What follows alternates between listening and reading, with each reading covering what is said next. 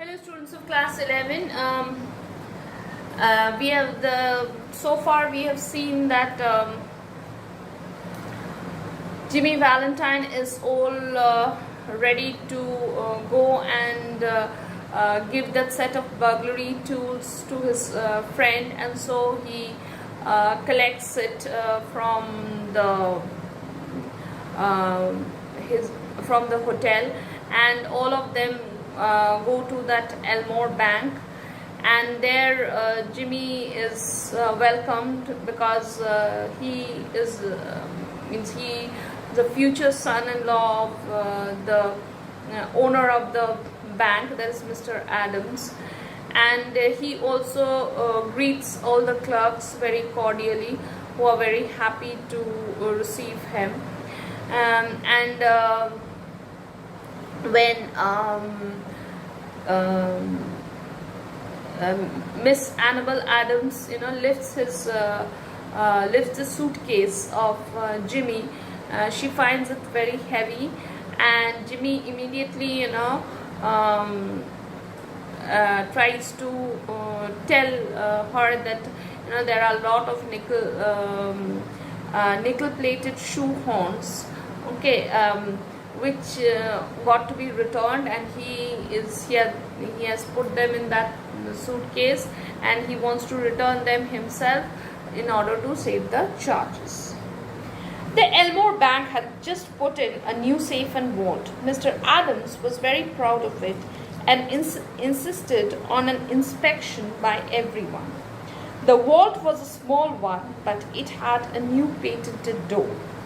It fastened with 3 solid steel bolts thrown simultaneously with a single handle, and had a time clock. So we can understand that it is a very complex kind of a safe vault, which is fully burglar safe. Mr. Adams was very proud of having it in his bank, and he wanted to show it to his family. And it was a small one, but a very new one, and it had fastened 3 solid steel bolts, and which would move simultaneously, and with a single handle, and it had a time lock. So everything had to be adjusted, else nobody can open it. Mr. Adams beamingly explained the workings, that is the functioning, to Mr. Spencer, who showed a courteous but not too intelligent interest.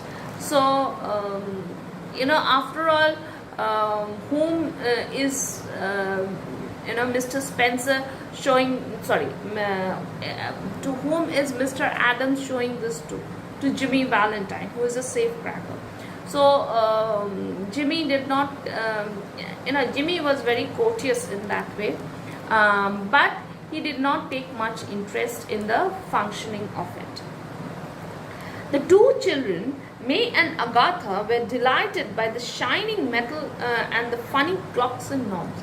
But for those 2 children, that 9 and 5, okay, who were aged 9 and 5, they got very attracted by those shining parts of that vault. While they were thus engaged, Ben Price sauntered in and leaned on his elbow. So sauntered in means casually walked in, and leaned on his elbow. So leaned on his elbow, you rest your elbow and you lean, looking casually between the railings. So they were inside the banking room, so he was looking through the railings, and he told the teller, so when the teller asked, he told the teller that he didn't want anything, he was just waiting for a man he knew. So when the teller asked, why was, how, what was his purpose of coming, Ben Price said that I have not come for any purpose with the bank. I just wanted to meet a person whom I know.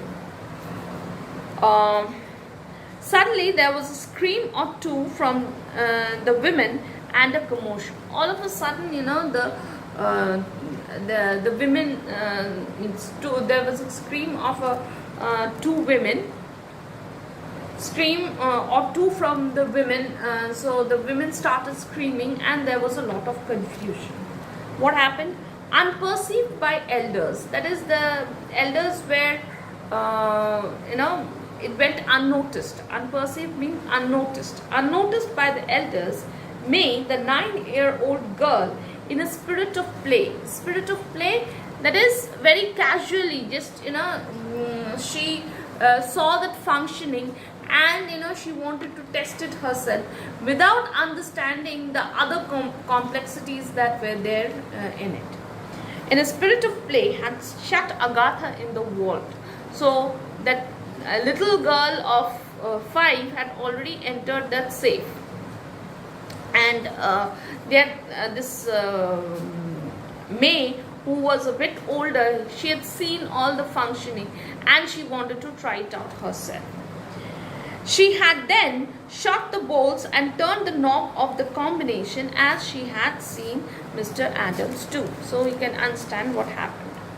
The old banker sprang to the handle. So the moment Mr. Adams realized that what happened, he just sprang up, and he just caught hold of the handle, so that he can just move it in the other direction and pull it, means open that vault. Sprang to the handle and tugged at it for a moment. So tugged at it means pulled at it for a moment. The door can't be opened, he groaned. So it locked, it was completely locked, and it cannot be opened. So he said that, I'm sorry, I cannot open it. And what did he say? He groaned. Okay, that is a mournful cry of pain in that way. So he said that, oh God, what has happened? I cannot do anything. I'm trying so hard, but the door won't open. And then he realized that what has happened. The clock hasn't been wound. The clock hasn't been wound, nor has the combination set. So the clock had to be wound, and the combination set also had to be set beforehand. Only then you can lock it, and then it can be reopened. But without that, if somebody turns it, it will get locked, unless of course he is a burglar.